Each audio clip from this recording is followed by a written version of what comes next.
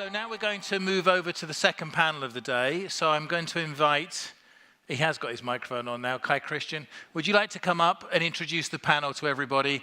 They're going to be talking about mergers, acquisitions and consolidation. Thank you very much. Thank you so much, David.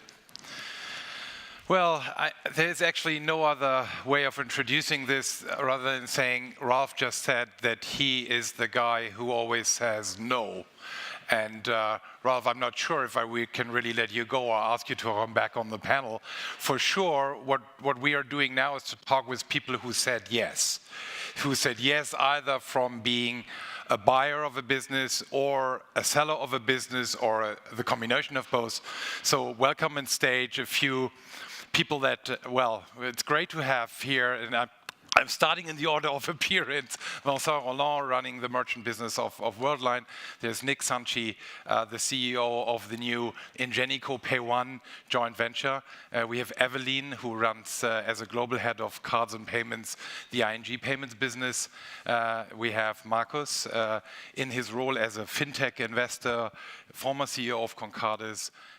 And actually, I think as a shareholder, how I could read last week in the newspapers, for instance, of the likes like N26.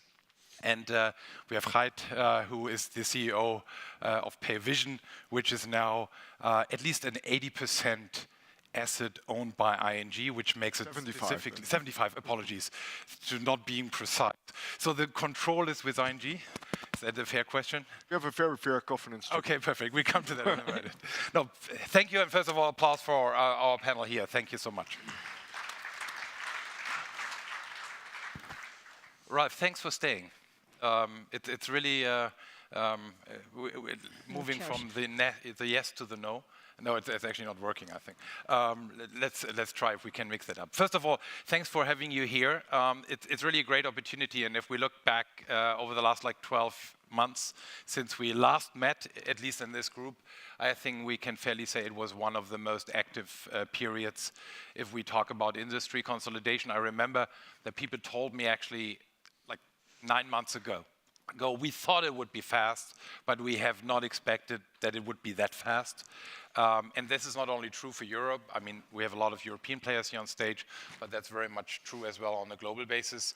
So we have very much the same observations in many other regions, even if architecture and players are different. And so there's obviously different strategies. I think it would be great just to start with you, Vincent. 12 months ago, you didn't own a big asset that was called Six Payments. I think in December it was closed. Now Worldline owns another big payments company.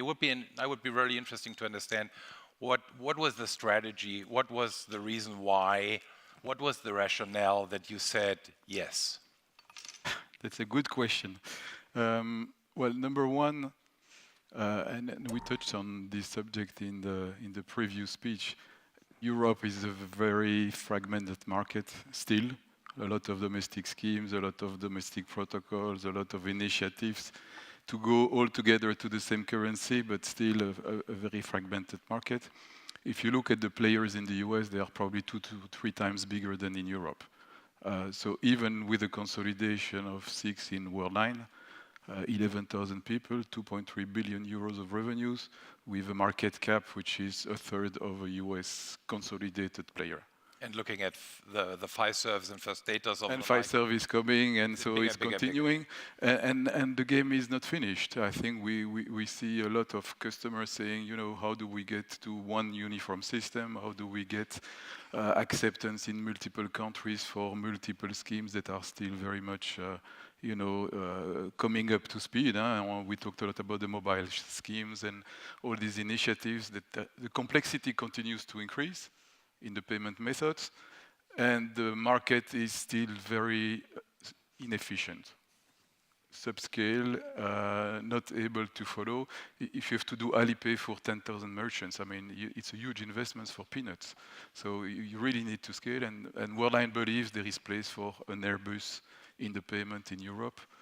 We are also out of Europe, but in Europe we definitely want to continue. And the Six acquisition was a perfect match in terms of geographies, very complementary. In terms of products, because they also have all products made in-house, and we also like to master our own products. So we also have this policy of only selling what we make ourselves. And this was a great company, great management team, great culture. A lot of people worked for Six in the past, so I'm sure we have also a lot of talents that have been building a very bright company, and the combination of the two is ideal. So it was more than just one argument to say, because you said region, product, people, culture, so it was a variety of arguments rather than one specific asset that you were looking for. Absolutely, and continuing to build this vision for Europe and trying to find where we can still improve the presence and the complementarities. Okay, thank you. Nick, you became CEO of another very strong, probably the market-leading player in the DACH region as of today, related to volume.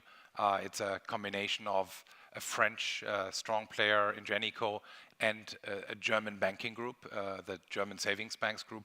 What was the rationale of these two, like shareholders? Of course, you cannot talk, but you might be able, from a management perspective, to share what was the reason, what was the core 2 or 3 reasons why this was an attractive combination? I think I was mandated to run B&S and to bring it into an investor process, because B&S was, let's say, strong business acquiring and an NSP, not too strong in e-com. So the first step was adding Pay1 as e-com business and bring it into a new proposition. And secondly, then savings banks had a clear view that they might be not the strongest owner in this industry game, but on the other hand, they want to play their role in the German market, want to have merchant payments, merchant services as an integrated proposition for their corporate accounts. So for them, I think it was key to find a partner who will enable them, on the one hand, with industry knowledge, technology, drive, development, things like that. And on the other hand, find a partner where they still can play a role. So that's why the process was quite an interesting one, to find a balanced thing coming out with that JV. And savings banks in this sense assured that they still play the role, but are not in control, don't need necessarily to drive, but can really focus on their key rationale, which is merchant payments for savings banks customers. On the other hand, I think for Ingenico, an interesting asset, because it was indeed an asset deal, not a cash deal. So combining those two assets, you have the market leader by volume and customers, both with the same needs, let's say, with investment needs to come, let's say, on the next stage as a payment provider and a merchant service provider. And let's say the combination of the businesses, and there I would disagree with Ralph. In our case, I mean, reallocation of funds by combining those things, having only one platform instead of two, will allow us, let's say, to invest into a future which should be, let's say, more promising. That's the stage we are today. And I think for both parties is a good deal. For both companies as well, because it gives another perspective, being part of a wider group and a relevant part of Ingenico Group, not just 1 or 2%. With the limitation factor that it's a DACH scope, let's say. So it's for us, the game will be up the value chain, not up the geographies. So that's, but that is again part of the story of the savings banks, increase business for their merchants. Just one question, because you're just mentioning the regional aspect. So that means the regional like business, like serving small, medium merchants, enterprise merchants sit in the joint venture, and the global cross-border e-commerce sits with Ingenico because they have a business line there. Is that my understanding? That's true. No, for us, I mean, the key scope of SME is the DACH region, and for the key account merchants still wherever they go within Europe. So we all know that about a third of the home base of key accounts is in Germany, so we serve those merchants wherever they go within Europe. But for all global activities, we are not the right partner. Therefore, we have Ingenico, they should support us, and there we will collaborate in any extent. So that's clear. And that's somehow the good thing as well, because this limitation B&S had as well before. Now this partner should enable us to support those merchants within the group, but not with us. Thanks. I mean, just Evelien, from the ING perspective, ING was a very strong, let me say, national merchant acquirer, and now you obviously made a very conscious strategic decision to acquire a digital, a PSP that has a lot of cross-border activity. Would be great to learn about what was the key rationale and why do you like the business so much? Well, maybe I think the regional aspect was less of a thing. So we are big more in POS than e-com. So I think that was the main driver for looking for a different partner. So ING is a European player, big in mainly in-store payments. Well, I don't have to tell people here that omni-channel is one of the things coming.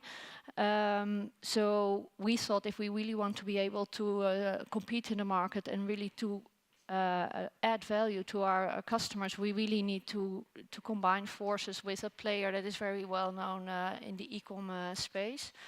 So that's a big driver, and from an ING perspective for us, we really want to own the primary relationship. It's what we said earlier. So it's about doing the payments, but it's really being the one offering the solutions to our clients. And we think you can only do that when you really be able to cross those worlds. So that was one of the biggest drivers, and that was the party we were looking for. Gijs, somebody told me that this is actually a very unusual combination, because normally you would expect the large bank to acquire and integrate, but somebody told me that you guys are actually doing a very much different path by saying, well, we're allocating things where they are fitting best. So I heard that even ING is giving Payvision more responsibility for certain things. Would be great to hear from a, let me say, seller and now, let me say, part of this other side of the table perspective, how you feel in that constellation. Yes, many points to touch. First of all, we decided to look for a partner, either financial or strategic, to find additional growth in the market. We were on an average growth rate of 30% before, and we knew we could beat that by partnering up with somebody. That's how we run into a process, and when we came together with ING, the main thing we saw is that we have that very good understanding of the business together, and the combination between e-com on one side and point of sale on the other hand. We were not strong on the point of sale side. ING was a bit struggling on the e-com side, and we started, okay, let's see how we could match it up and create a business plan around that. That's what we did last year. We were getting into structuring a deal, and then that second point you just mentioned is, what about governance then? And that's maybe the unusual part for the standard market, as a bank would acquire and take over. We had lengthy discussions together about how can we make this work for the both of us. So one of the main ways of thinking within Payvision is we have done this successfully for the last 17 years. So if you want us to do it, we need some freedom to do what we always did.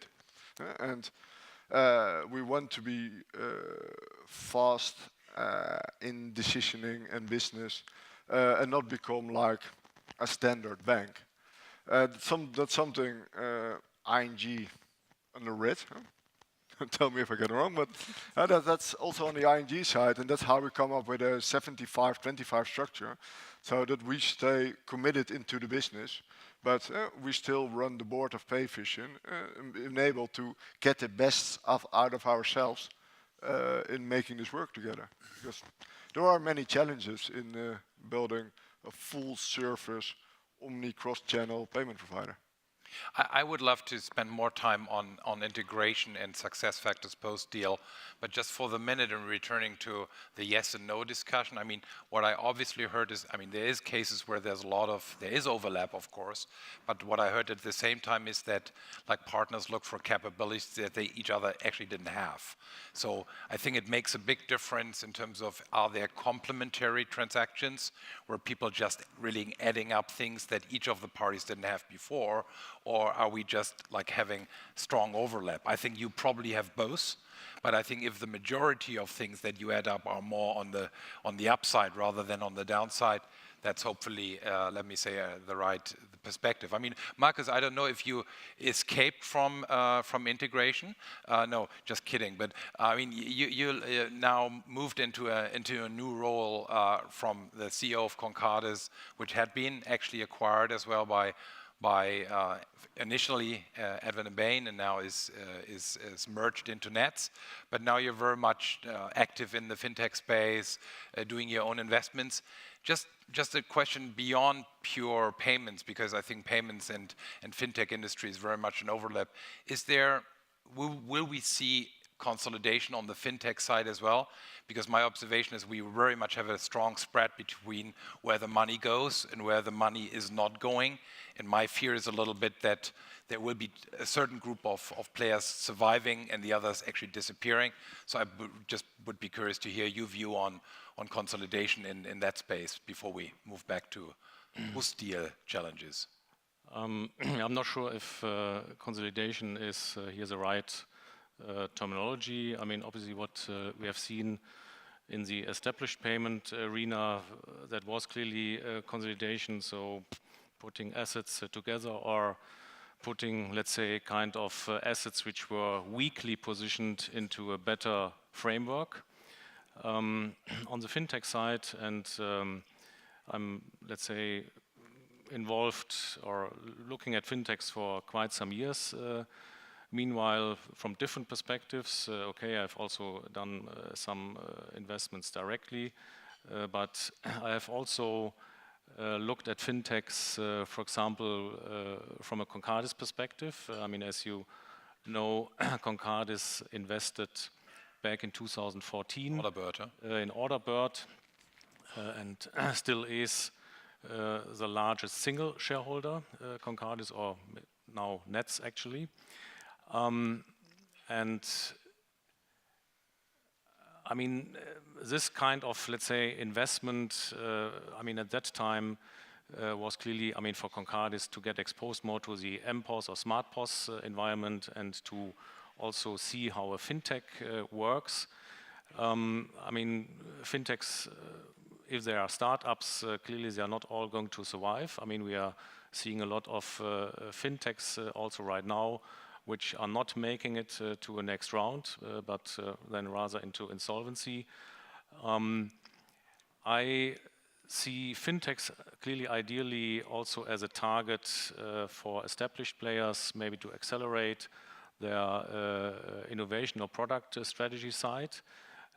But I would also see in the next years that fintechs become also targets for players who are not, I mean, if I look here at a German context, who are not yet in Germany. I mean, clearly all the, let's say, established targets have been taken over, more or less. Okay, there's the last man standing, sitting here in the first row. And I can disclose here in all friendship that Ralf and myself, we, I think, have probably spent many, many hours in the last... Always the answer was no. in the last 15 years. But also here I would say, like James Bond, say never no. And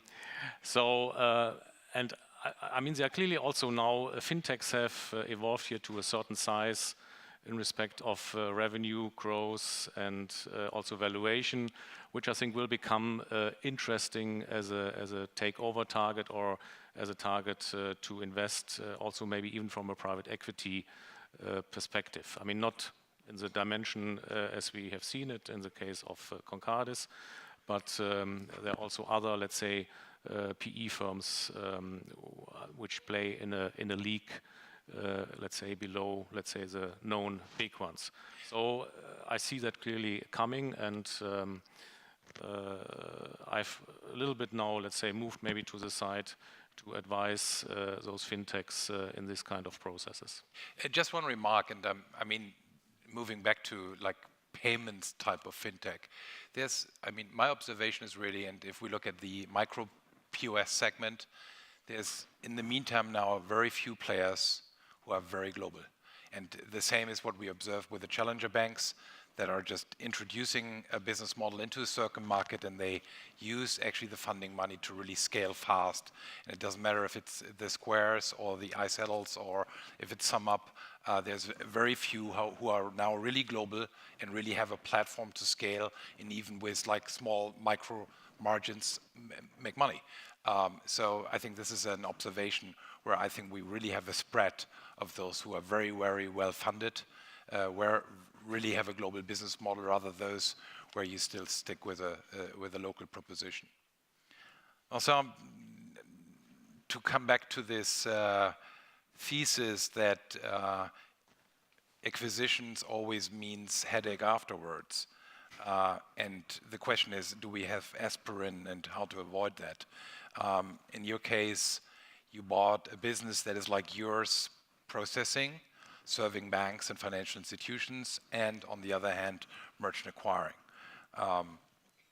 What is the recipe for a successful integration? Recipe. Number one, a great team, good people, people motivated by what we call inside Worldline a joint business plan. So before we complete an acquisition, we will always have a joint business plan that we are very clear about what are we trying to do, revenue synergies, cost synergies, and then from day one, an organization in place. So on the 1st of December, we closed, and on the 1st of December, we had a new management team in place with everybody assigned and having accepted a new challenge in this organization. Mixed teams, not only from the left or from the right, and a very detailed process book to go through all synergies, one by one. I mean, it's probably 350 lines of synergies that have been built bottom up, not top bottom. So it's really something where there is a big buy-in from all the team, and you go for execution.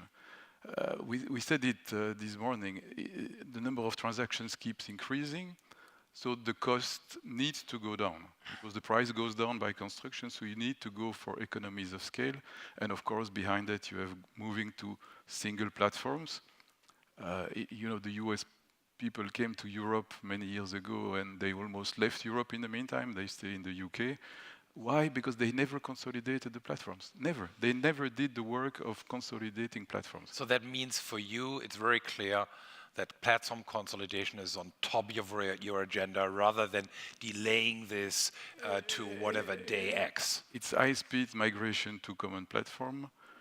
If you take terminals, I mean, a German terminal is not a French terminal, is not a Belgian terminal, is not a Dutch terminal.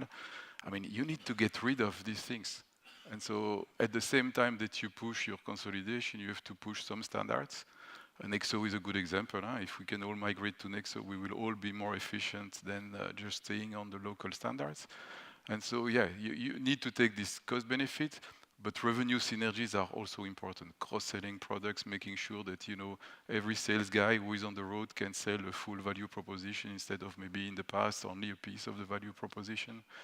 And taking care of the global customers who, of course, want, you know, the same solution all over the place in multiple continents.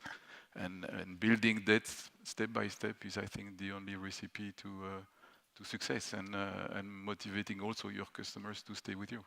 How strong is the cultural aspect? I mean, you both have like a French cultural component in it. There's a Swiss, a German component. Nevertheless, these businesses try to become like European. How's that? Is that how big is the cultural impact in integration, Nick? Yeah, yesterday evening I met a long-term friend here, and he said, you got probably the worst job you could take at the moment. That's what he said. That's what he said, yeah. And I said, why? And well, someone else jumped into the conversation, and then we diverted. But picking that, I mean, at the end of the day, I think it's about the culture. Because in our case, it is really, I mean, this is two German businesses, some Swiss and some Austrian business. And then it's the German Savings Banks organization, which is a specific animal, and then a French company. And that's why probably so the core is German. Yeah, I mean, the whole cultural context is quite interesting, I say. It's a totally different way of approaching work on both sides, and that's why probably they ask me to help as a Swiss. You know, it's an intermediate person, a bit left and right. But I think for me, the key element for our integration is really culture, and it beats structure always.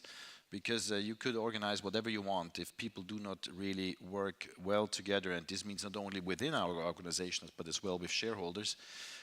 So this is a key element, and as it is a JV, which is the first JV in this kind for Ingenico Group, so for them everything is new. For savings banks the same. Now working with a listed company, so it's quite interesting from that aspect. So I say this is probably the key element to where we need to must win this battle.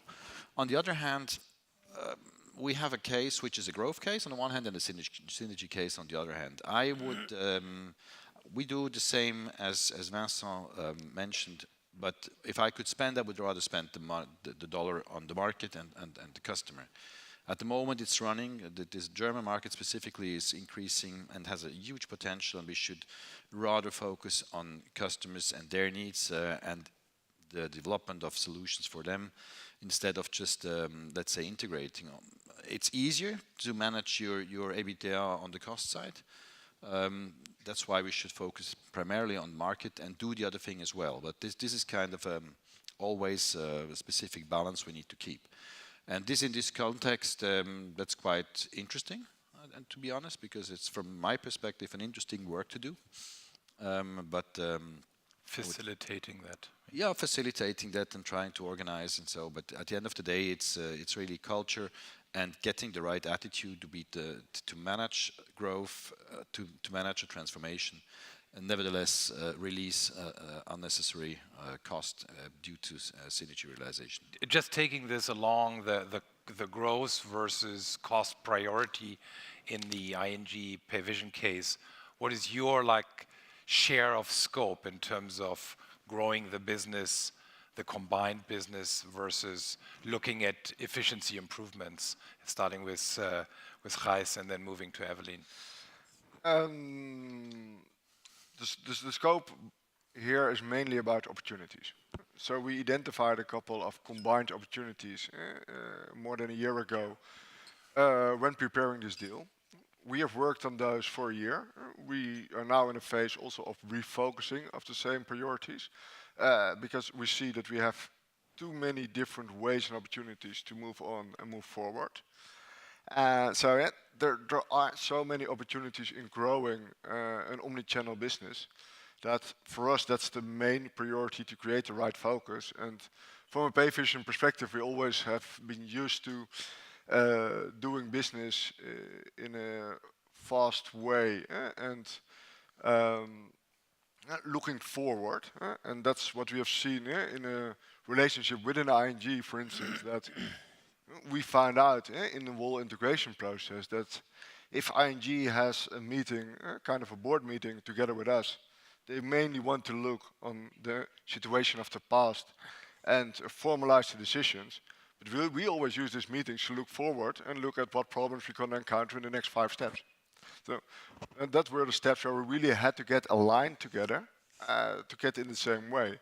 But once that's done, we are now very effectively looking at opportunities in the future from our side, way more than at the cost synergies or the direct EBITDA perspective. Would you confirm that Payvision looks at ING as an enabler to make them growing faster, or somebody who actually holds a little bit back because things take more time in a large bank? What would be your perspective, Evelien? Well, I think 2 things. So yes, the deal is really built on new revenue growth. So we take the difficult part, or we think, and as Gijs said, there are a lot of opportunities there. So we think that's easy. There are of course some cost synergies, which were relatively easy to reap, to be honest. So that is easy. So what you see, of course, is that with Payvision has a different scale than ING. So and the thing is so for Payvision you could move ahead and then you could go quicker, but once you have started the ING engine, I would say. It takes a little bit longer, but then you have much more force into into the world. So combining those two elements of the culture, I think, is the key. And of course, sometimes we come from our different backgrounds, and you have that different view on the world. But we always find a way to join forces, and I think to get the best of both worlds, to make us more competitive and really being able to bring good solutions to the market. If we would be already like 3 years ahead of now and you would look back, what should be the situation that you're saying this was exactly what I wanted, that was exactly what I dreamed about this, let me say, transaction? What would that be? I'm curious. No, it's not my dream. It's ING's dream. No, but what we have envisioned, and going back to the governance, so we have really on purpose kept Payvision as an arm's length company. Yeah. And we really want to bring the acquiring business of ING into that company. So what we really want to make sure is that as an ING group, of which Payvision is an integral part, we are really able to be one of the best providers in the market for our customers, and currently that's merchants, but we believe that it's a broader array of that. So we have also now governments where you can pay your fine with a PSP solution behind that. So 3 years from now, if Payvision is really one of the winning parties in the market, then we have achieved our goal. Thank you. And I understand that because you talked about the governance, it was really a way for you to find a way to be faster than you would be within like the large ING bank. You have more flexibility, you can go to market in a more faster way than you could do it without having done that acquisition, right? Yeah, so indeed, so we needed the capabilities, but more on top of that, we wanted to keep that culture and the flexibility going forward. So if we would hug it to death, then so that this is not a setup of coincidence, I would say. It's really on purpose drafted in this way. And are they doing what they say? It's true. No, it is true. Yeah, that's if you look at it from our perspective, we want to create that winning combination. And we have different cultures, we have different way of working. On one hand, you have a bank with over 60,000 people. We have a little over 250, mainly based in Amsterdam. So we all know each other still. It's a smaller group, so we can learn from the ING perspective of being a big bank, but keep always the Payvision mentality and culture in, because I think that's the success Payvision is built on. Yeah. Marcus, I mean, just from your history, because I would love to stick for the minute on that integration topic. I mean, you had been involved in a few of those, not only in your role at Concardis, where you did add-on acquisitions. I know that when Agon was acquired by Ingenico, there was an integration afterwards. What is, like, looking back for the last, like, 5-7 years, what is the 2 things that you would definitely not do again when we talk about integration? What was the biggest, let me call it friendly, mistakes that should not be repeated? Anything that you have in mind? Okay, I mean, from a personal perspective, I obviously typically decided to leave after the integration. You like the deals, huh? Because there was something more exciting, new going forward. I think the cultural topic is clearly, I think, a challenge, and especially when, let's say, a big payment company takes over a smaller one. The big risk, I think, is that the smaller one loses parts of its dynamic and agility, and I think also entrepreneurial-driven attitude. And I think that is probably the biggest risk. that you lose that. I mean, clearly from maybe the bigger company which is going to take over, which has taken over the smaller one, they believe that they can absorb or that they can compensate the loss maybe of talent. But I think that is something where clearly I think we have seen recent examples as well, where I think talent was kept. But when you lose talent, when you lose knowledge about the asset you have acquired, I think you're running into a risk that actually the integration is not really happening, or that the company which has taken over is not really understanding the market position of the asset they have taken over. And then integrations don't happen, and that's not just from a technical perspective or from a platform perspective, but also really to understand the market dynamic in which that asset has been working. And I think here we have seen examples where this has not been done in a proper way, and where you could argue that maybe certain companies still, maybe years after they were taken over, were not really, let's say, fully integrated. And that I think is one of the biggest challenges.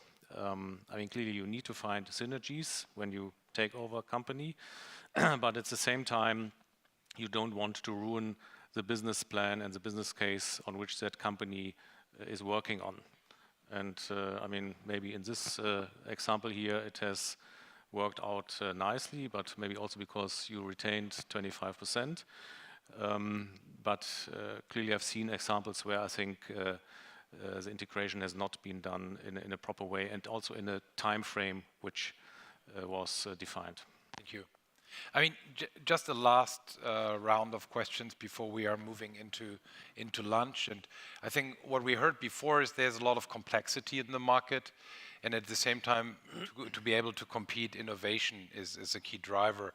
And I would love actually to ask the parties, what is, from your perspective, the most important driver for value? I mean, they're all public traded companies here. That means there are shareholders out who want to see more value. There's other stakeholders, customers that wants to be served. What is your priority for value creation in the new Worldline? Well, I think I would prefer to focus on what value creation we can generate for our customers. And if I look at the merchant service side of Worldline, and some speakers this morning touched on those subjects, but it's true that you have more and more payment schemes. I've never seen such an explosion of payment schemes, and I don't know any merchant who wants to refuse a transaction because he's not supporting those schemes. And this transition from what was said, card-based transactions to mobile-based transactions, is creating a bubble of different solutions that you need to support in an easy way for the merchant. So how do you make that work easy for the merchant so that they don't have to change all the infrastructure just because they want to use WeChat Pay or blah blah pay? And the second is, I think, the fact that on the front of the consumer, you want to bring more added value as a merchant. And I agree with the Smart Post presentation of this morning. You see that, you know, the interface that we have had for 20 years is enter card, enter PIN. So this is definitely changing, but it creates a dynamic which I've never seen before between merchants and providers about what do we put on the screen. I don't believe it is an Apple store where we will have a choice and everybody will change every day applications like you do it on your mobile.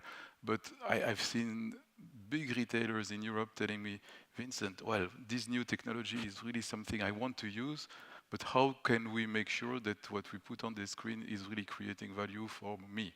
I'm selling clothes, I'm selling books, I'm selling tickets, you know, what do we do? And this is a change of dialogue, this is a change of technology, this is a change of how do we create value and how do we share this value. But definitely this world is going to be completely different in the 5 years to come.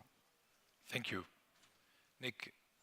your lever for Well, we are pretty much in the same stack, so it's very similar what Vincent said. For me, long term, the key asset is we have today about 330,000 merchants or 350,000 technological interfaces, let's say. So, and the key asset for me is the relation to a customer, and it's the tech interface we have, which means we have somehow a basis of 350,000 touch points. Combining that for the German case with the 50 million consumers of savings banks means we have a high, massive base for touch points to increase whatever we could to sell and build solutions, whatever might come along, and to sell that into the merchant base and then create, let's say, what is appropriate for them and useful. So building kind of a value proposition beyond payment. This is what we are going to do now. And it's at the end of the day, it's clear. It should be simple, allow the merchant to focus on his business and not on payments. And we should try to overcome, let's say, the commoditization of payment, where margins and revenue pool goes long-term southwards, and need to increase our revenue pool in other environments. So that's what we're aiming for at the moment. Evelien, because there was this discussion about like what type of customers are you focusing on? Is your value creation plan more focused on new customers, new merchants, or as well, or even more serving existing ING and Payvision customers? What is your like emphasis? Well, it's both, obviously. So if I take, and Gijs will take the Payvision view on his customers, but if you look to the ING customers, as I said, if you look from a merchant acquiring perspective, we are mainly in store, and all our merchants are moving to omni-channel. So we really believe that we can grow with them and really help them with solutions to grow. So we for sure will leverage on that. But we do hope together with Payvision that we will also be attractive for other clients which are currently not ING customers. But on top of that, what I said before, I believe that these kind of capabilities we're discussing here are not only being used by retailers anymore. So, as I said, governance with fines. It's really expanding with which we would say former payment solutions, where these kinds of solutions really offer solutions. And then I have not even started talking about Internet of Things. So that is really what we see as a growth market, and combining the capabilities of the omnichannel solutions with banking capabilities, we believe that we will have a fantastic offering to the market. Thanks. Gijs? It's three ways for us. First of all, servicing our current portfolio and keeping them in our portfolio and growing market share. Secondly, is servicing the combination of ING and Payvision clients in a new way, but especially also looking at new products, like nowadays the tokenization of debit cards. So looking at new ways to service new markets. We have invested over the last year in scaling our sales teams to a bigger level. So we are looking at new clients, new challenges, but also with new solutions. I think that should make the difference. Marcus, actually my last question goes back to Ralph, because I would love to know if you think that he will ever say yes. And you can only answer with one word, which is either yes or no. I'm not giving an answer here publicly. I mean, obviously when I was listening to Ralph's presentation, and I clearly have a lot of respect for that, what he has built, and I can actually say that I've seen probably all of his stages of development over the last 20 years. I mean, we ran into each other when I was on the GZS side, and when I think you were basically starting Computop. So I think he clearly has, built a company which I think serves its market, its clients. And I know a lot of, let's say, companies or investors would be keen to take him over, but he has, from his perspective, successfully been reluctant to do that. I mean, clearly the question is, I mean, is there maybe at some point in time, and at the end, from a founder perspective, where from your own, let's say, personal life cycle, you may change your attitude, and that is maybe a question which Ralf at some point not to talk too much will have to answer. So I would probably comment in that way.